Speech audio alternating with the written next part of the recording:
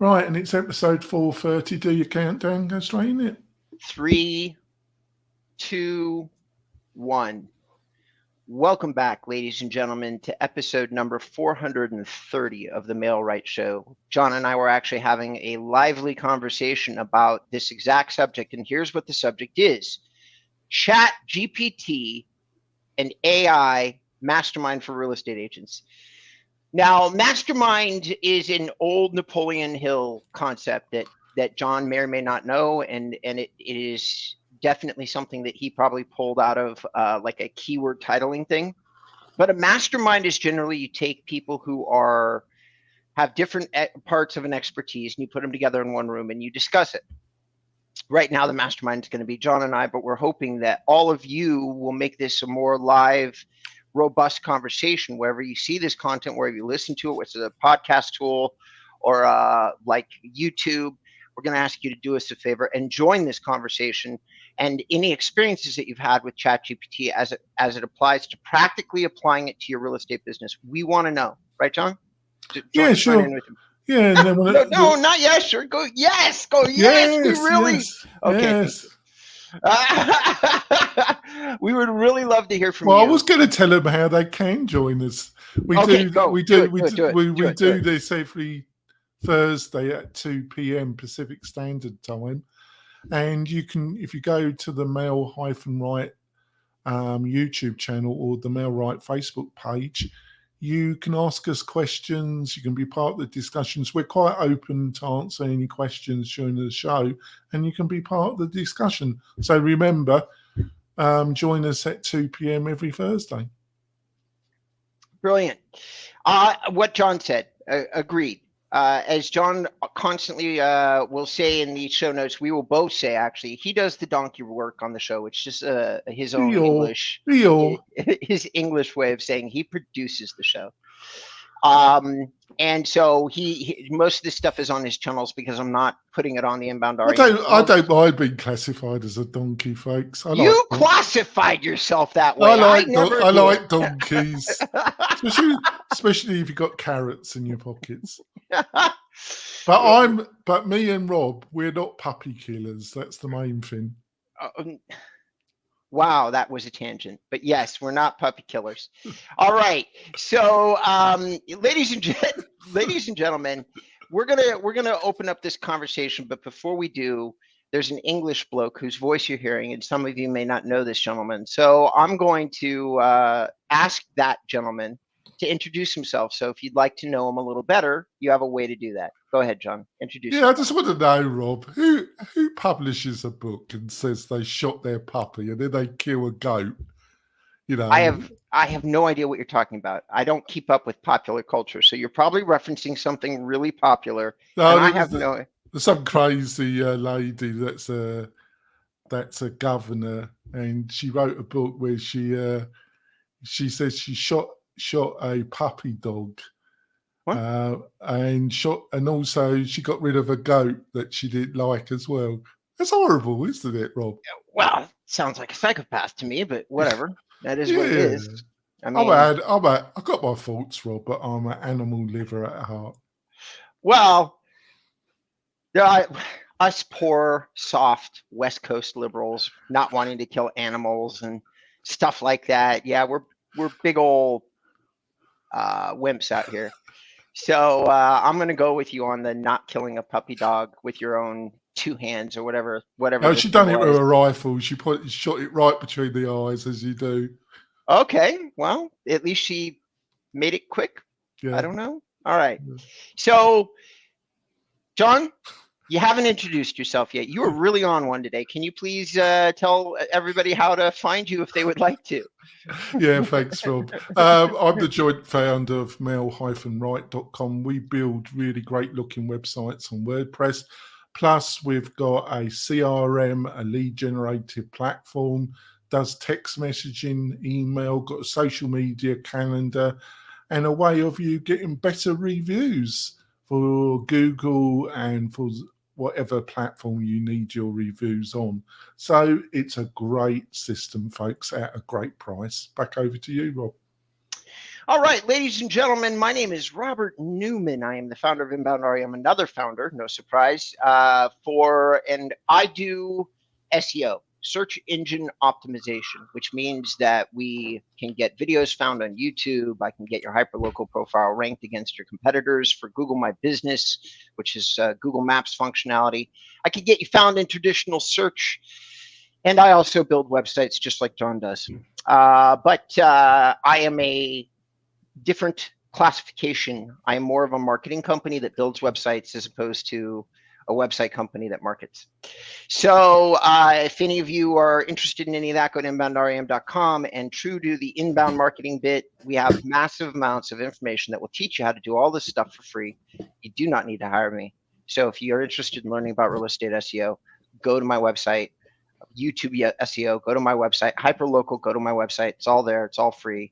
And most of it is written by me or highly touched by me as my team writes it.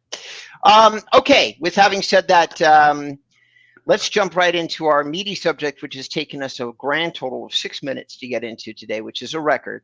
It is, isn't it? It's all my fault, isn't it? You're gonna blame me anyway, aren't you?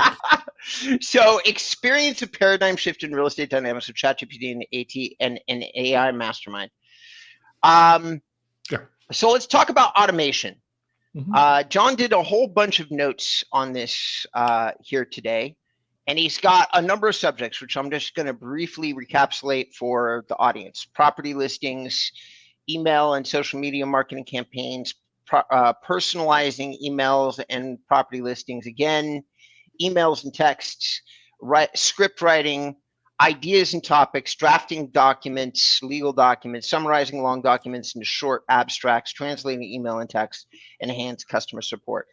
So effectively, these are the areas that we've heard a lot about AI improving. I'm just going to give this disclaimer. John and I had a long conversation about AI before the show started. John was saying how useful it was for a person that has dyslexia.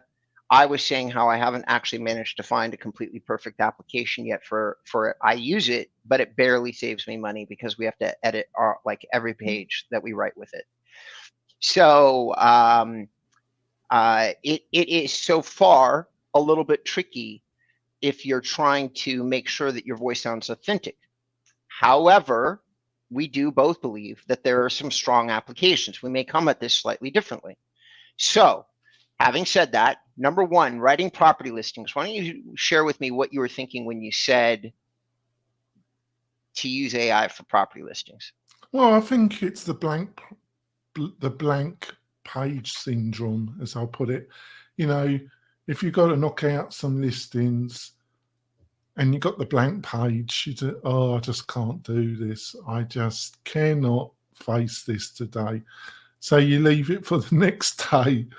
And then something comes up because you're a real estate agent. And then the next day comes up and you still ain't done it because it's the blank page syndrome.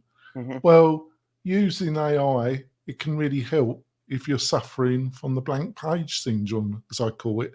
You know, you're facing that Word document or Google, whatever you're using to write. And it just gets you over the hump using AI. But you're going to have to edit it because it could get facts wrong, basically. So you are going to have to check it. But I think it's a really great thing if you're suffering from that blank page syndrome. I don't disagree with you. I think there's a lot of limitations and things of that nature in terms of I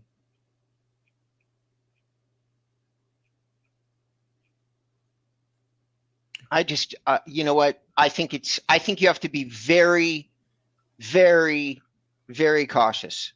Well, so for those of you, yeah, sorry, I think the problem with it is you start knocking it out and you don't check it and you send it out.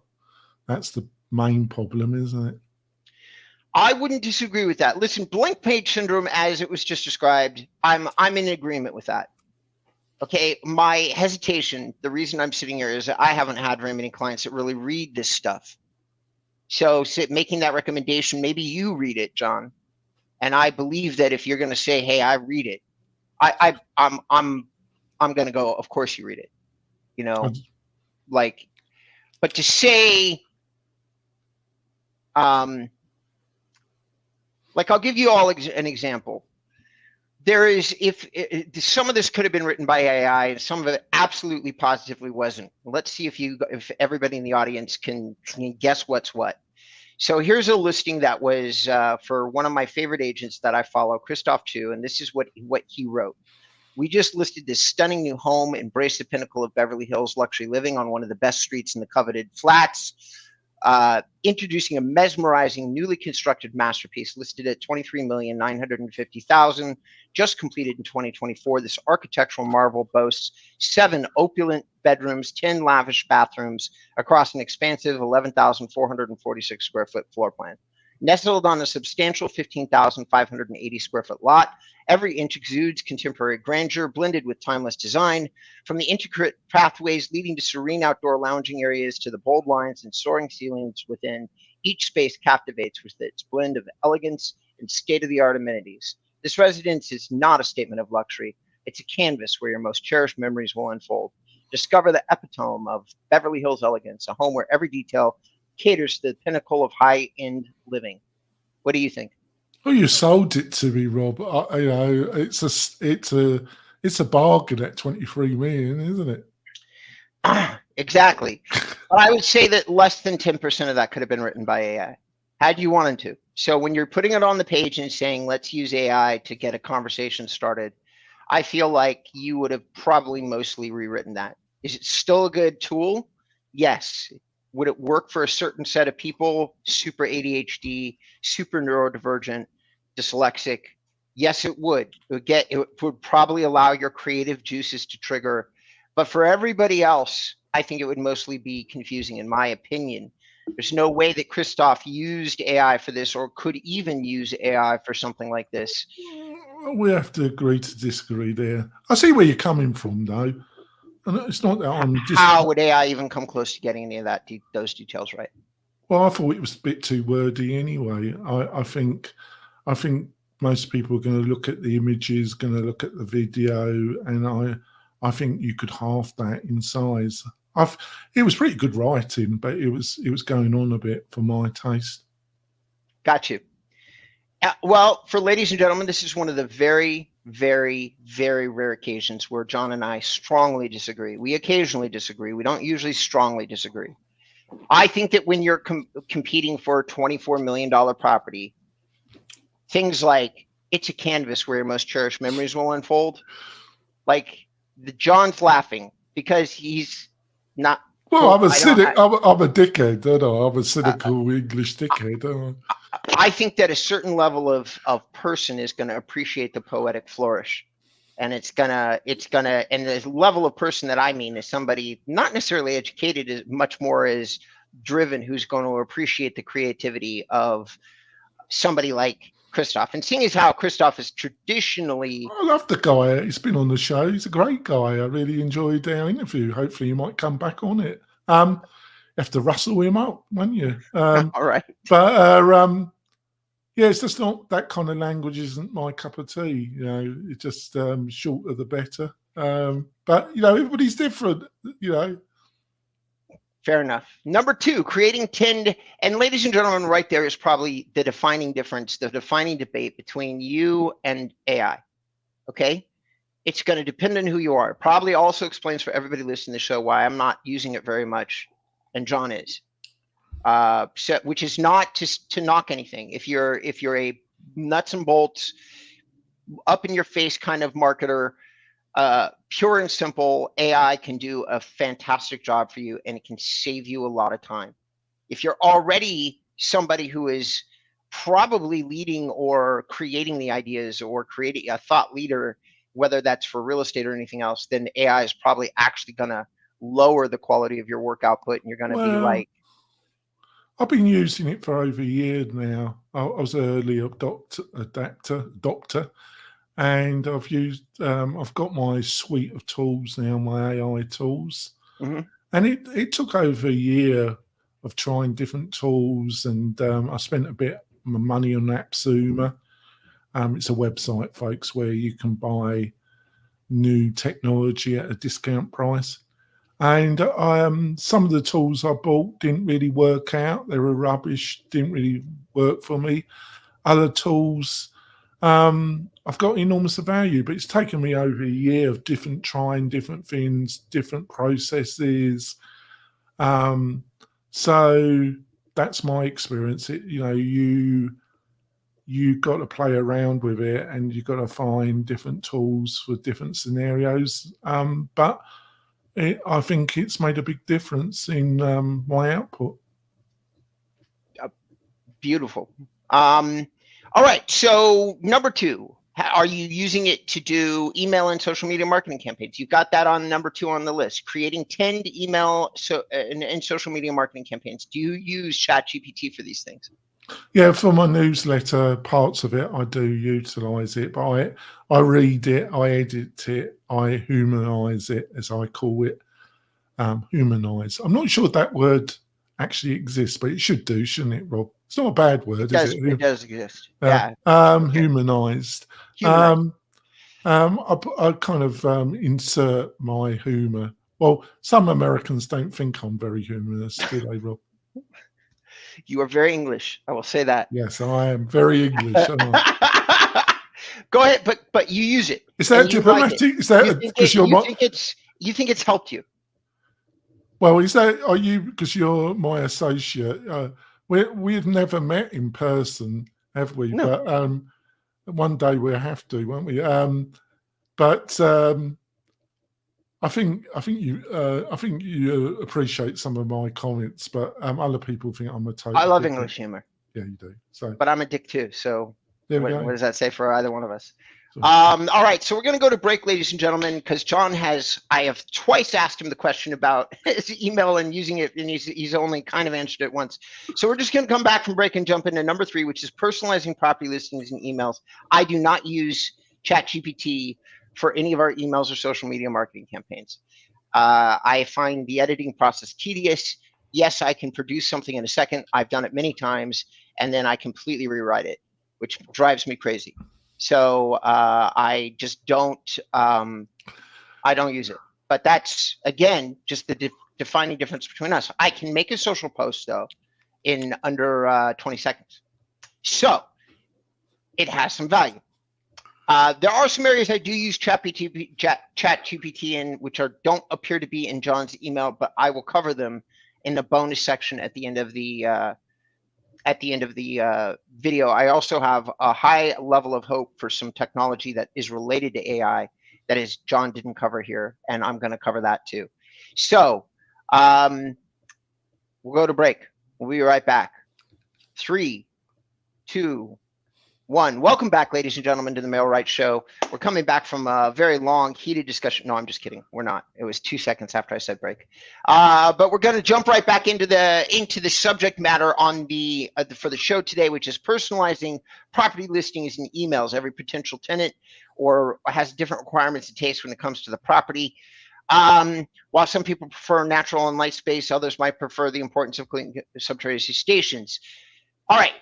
So this is one area where I would agree with John. I don't know if that's what he intended or not, but I'm going to jump in here because I've been handing this off to John many times. But there is something called tone.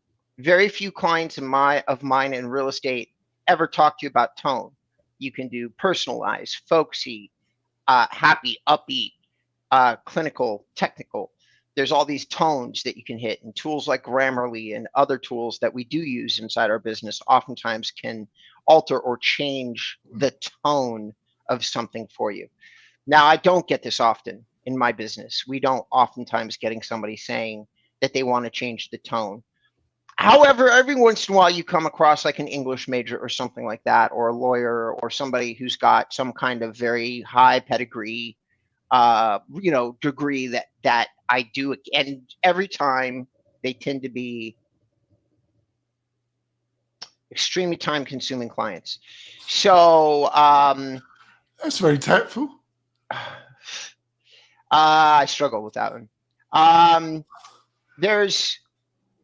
So some of the time you want to make sure that you're nailing the kind of writing that they want. And in this one circumstance, ChatGPT could do an incredibly fast, efficient job of producing 3 or 4 tonally different things about what they were asking. In that one case, I could see ChatGPT saving me many hours of time, and I really like it for that. John, that's what when I read this statement, that's what I heard, that's what I saw, that's what I wanted to comment on. What do you think? What did you mean when you put this on here? Well, basically what you've outlined, but I kind of use Grammarly. It's a great tool, and then I use another product called Hemingway. Hemingway really helps. It depends on how important I think the piece, because Hemingway, it's very different, folks, to Grammarly. You've probably heard of Grammarly. I would highly recommend it. I've got the pro version. Grammarly and Hemingway. Hemingway, the free version is pretty good, but I've actually got the paid version on both. Hemingway, you put stuff in and it tells you the tone, and also because most people read the recommendation is you write most of your material at a grade 7 level, and most people, their writing style, and I think I've got somebody in front of me on that might write a bit sophisticated. You actually need to tone it down to a grade 7 level for it, but it just depends on the target audience, obviously. No, you're right. For SEO, John is 100% correct. And actually, for search engine optimization, John has touched on one of the very few things that I don't follow exactly along. Neil Patel, who's a guy that I've read extensively, and one could argue that he's been my mentor in SEO. He's certainly been one of them. I've referred to countless of material, attended countless webinars. Neil has been fantastic. And he doesn't know me, never met me, doesn't know who I am. But he says, do 6th, 7th grade. So does Nathan Gotch. The only guy that doesn't necessarily go along with everything is Brian Dean. In terms of major, like, Brian Dean's turned me down 3 times to go on my other podcast. I pursued him over about 10 years, and he said no 3 times. Gosh, he's the only person that's done that. There's probably reasons for that. Yeah. But so, ladies and gentlemen, listen. John's right. Your reading is supposed to be easy and understandable, and I tend to drift towards the theatric. That's probably because I am like in my personal life, I'm somewhat of an artistic goth like poetry guy. And so I do use a lot of flowery words. My lead writer does too. He has a degree from Oxford in writing, which is probably why he appealed to me so much. He's not a native SEO guy. Technically, neither am I. We're more like writers. Now, that probably creates a lot of the tonality that you're getting from me on ChatGPT, and you really should take my thoughts about it with a grain of salt. If you're looking for 6th or 7th grade stuff, you're looking for something to save you some time. You're not dealing with like if you're anywhere where your audience, Virginia, and I can go on, where your audience is not sitting here trying to check your work for its creative license or flair. ChatGPT is going to be amazing. Game changer. Yeah, it's not meant for. And when it comes to long form, I produce a lot of content, and I normally add video to almost all of it where I put across my personality. But that's why you have to use something like Hemingway, because it would chat with these AI writing tools, folks. When it comes to medium to long form, it tends to be wordy, and almost all of it I have to do a strong edit and remove quite a bit of it, and then add a bit of my own, put it in Hemingway, clean it up, and add video and other bits to it to make it a more unique resource that Google's looking for. But most people, they tend to their writing style is too sophisticated for their target audience. But that's a generality, but that is generally the situation. Just a quick note for everybody, including John. Ladies and gentlemen, if you're not doing some of these like high degree of edits, and like I'm just going to say from an SEO perspective, I've spent an entire year watching Google pummel what they're calling low quality content. It's another way of saying if you've written something that widely resembles somebody else's content, and you don't have video or something on there separating the page from other people, you are not going to do shit inside the SEO world.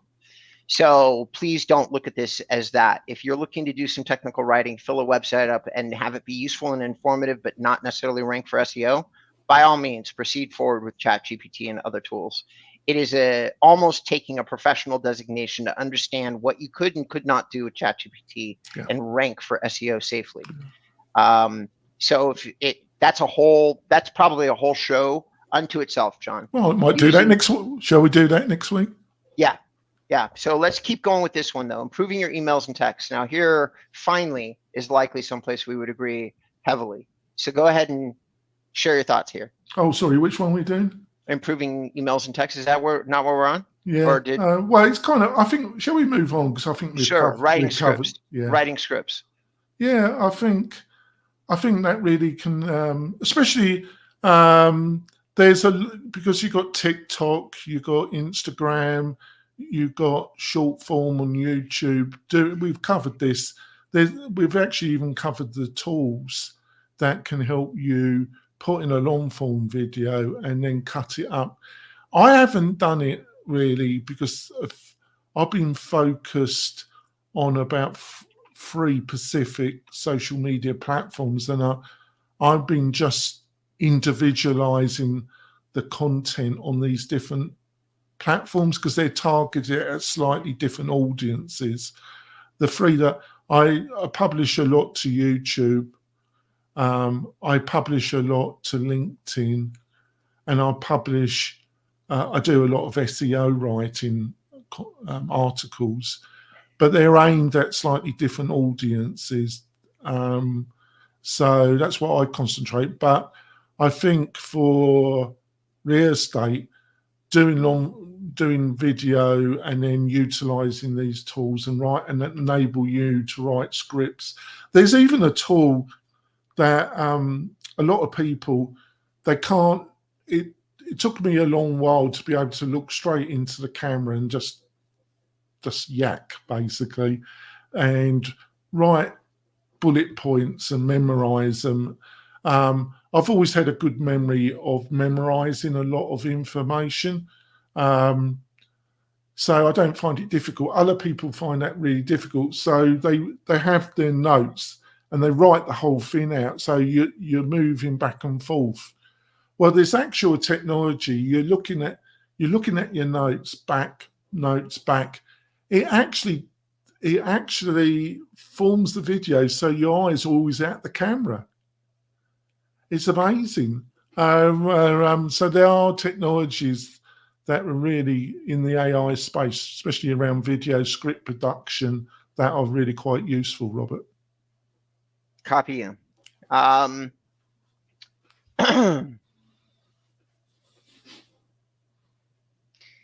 So my team is using ChatGPT for metadata, which I didn't realize. I just logged into our ChatGPT account to do some support research for this show that we're doing right now, and discovered that they're seemingly using some ChatGPT stuff for what they're calling a CTA, which is like click-through language.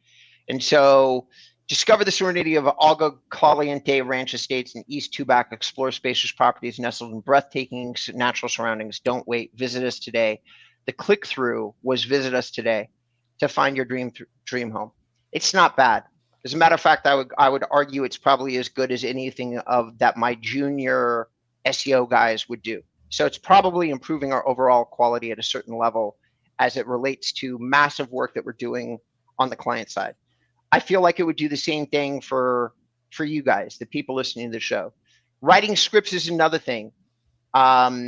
So write a script about Caliente Ranches in Tubac.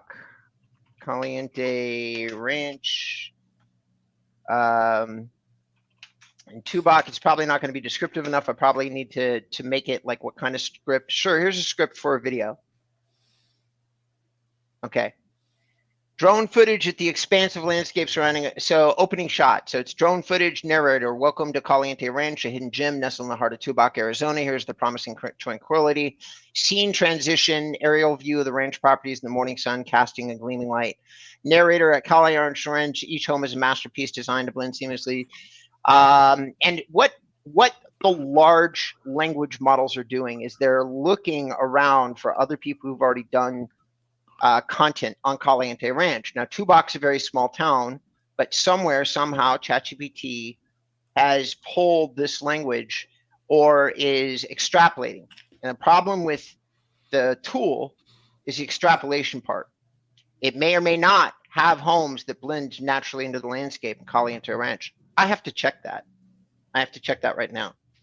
So that's what I have noticed about AI. And writing scripts. However, it just did pull out a massive scene thing. It even told me what to use, drone. It could theoretically be saving me hours of time, just depending upon your level of experience and where you're at as a human being. For that, I deeply think that writing scripts and things like that, like something more complicated that you require ideas for, I'd give this a 10 of 10. It's a great tool for that, John. Maybe you need to get clever about the way that you're putting in words, but great tool. Generating ideas and topics, I feel like we kind of just covered. Yeah. Would you agree? Okay. Yeah.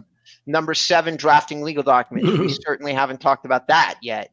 You lead into this. I don't think that's a good idea. Jesus fucking Christ. Okay. We're going to skip past that. John's the one who put this topic here.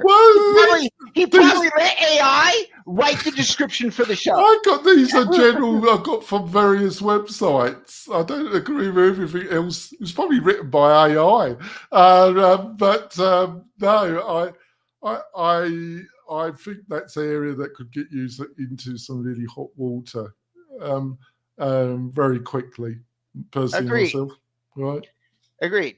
If you're going to use something to go to a website like LegalZoom, where they'll charge you a pittance, but they could take responsibility for the result. So I would not use AI to draft legal documents personally. I would absolutely take the shortcut of going to LegalZoom or something similar and spend a few dollars or a membership fee and get my documents templated by them, no problem. I would do that in a heartbeat. Number 7 or number 8, summarizing long documents into short abstracts. Yeah. Okay. Well, I think it's great for that. So do I. Let's move on. Number 9, translating emails and texts. Hit me with that one, John. Well, I think we mentioned that in the first half of the show. You know, if you've got a strong Spanish-speaking population, it's not, you know, it will make mistakes. I've got a lot of experience in websites in multiple languages because my other business, and WordPress is really strong. There are some technologies, some specific plugins. Translate Press is one that we use a lot, but then we don't recommend Google Translate. We utilize another language system. It's called DeepL, I think it's called, and we've got a agency plan with DeepL, and we found it does a better job than Google Translate. And we use that quite successfully with a number of clients. Beautiful. I'll tell you what, ladies and gentlemen, I pay $20 for a master ChatGPT license.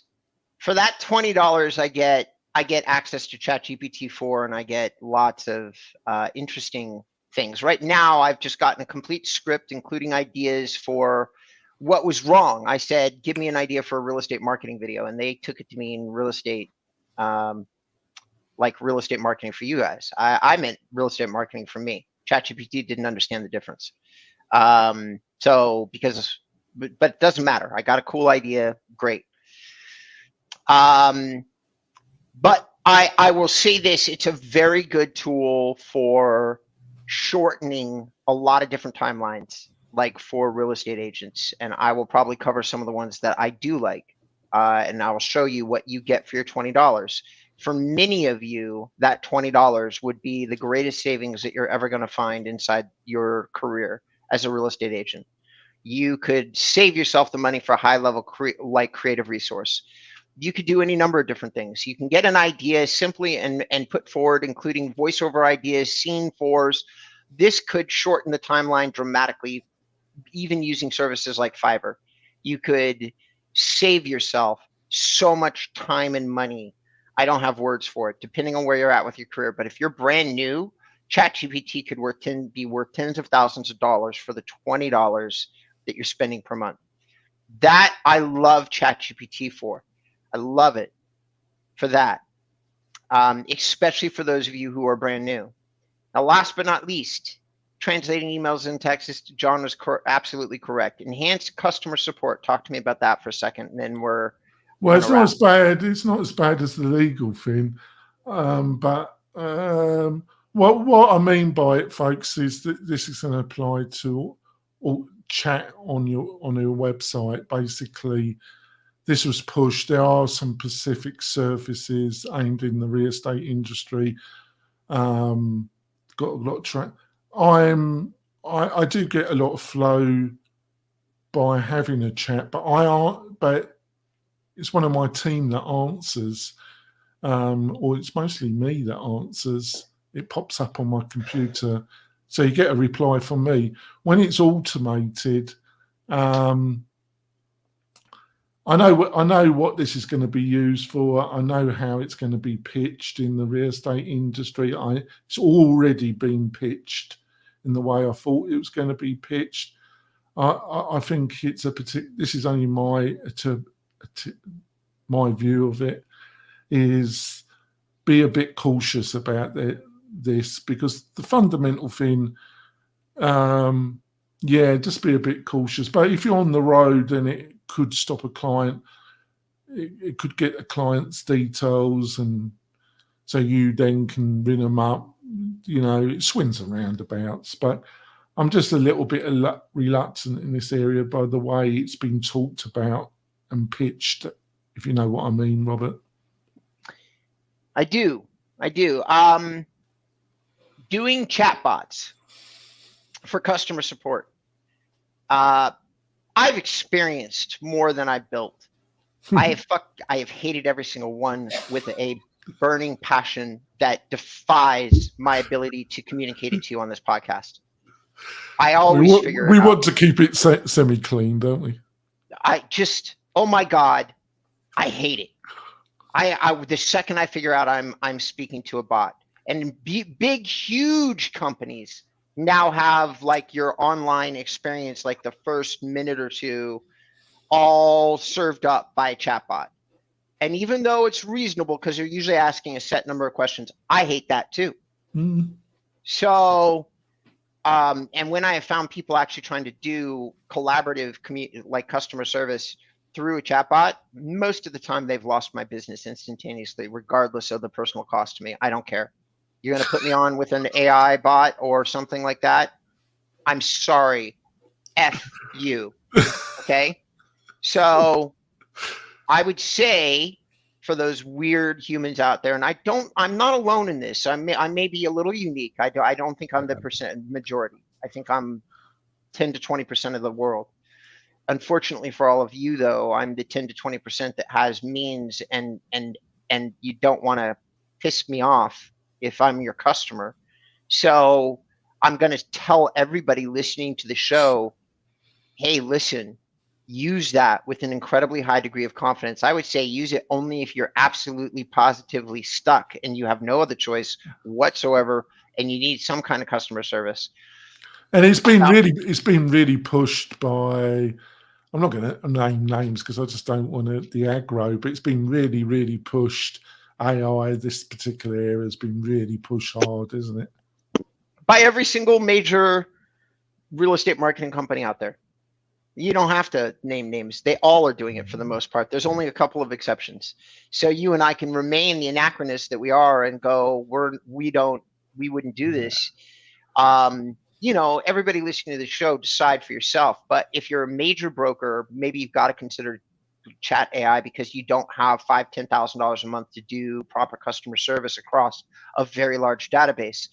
And certainly in that case, you need to look Jonathan Dinwood at MailRight. You can just Google that, or Robert Newman, or Robert at inboundrem.com, to get some creative ideas about what your other solution might be. Because honest to God, you're probably going to lose customers. But if you don't care, if you're doing property management as an example, property management might be an area where I would reluctantly consider this, because so many renters have such time-consuming and minor questions that you'd have to have a way for them to get to you for major property damage like considerations. But all the random stuff that people ask, like, why wasn't the hedge trimmed correctly? Yeah, you don't need to put a real live human being on the phone for that, in my opinion. Now, ladies and gentlemen, we're going to wrap up the show, and I'm going to say I have some high hopes for voiceover technology. I have quite a few people in my database already using voice samples to create complete and total accurate voice translations on top of video scripts using AI related tools. I have a client, a guy that I'm consulting with I have massive, huge respect for, that has talked to me about this extensively. His name is Joe Manny USA. He's one of, in my opinion, only in my opinion, a top 10 digital marketer in the US. The reason nobody's heard of him is he's in Tallahassee. So, which is a small market, super small market. So he's just doesn't have an he has a very big reputation in a very tiny little marketplace. So there's all sorts of people who are thought leaders inside real estate who are starting to use AI applications like that. Now, the one that I'm most excited about that we are very close to doing is a complete and total representation on video. You can already do deep fakes. The only reason that I'm not talking about them yet is that they're a little too time consuming to produce properly for real estate. Like if you're doing a montage where you're going to get 2 million views and you're using a famous person, that all makes sense based upon the result. If you're trying to do, I want to take you, John, out of a video, but I want to produce video for your site kind of thing, but it's for a little real estate market, it still hasn't quite caught up to us. Yeah, that's right. But we're not that far away.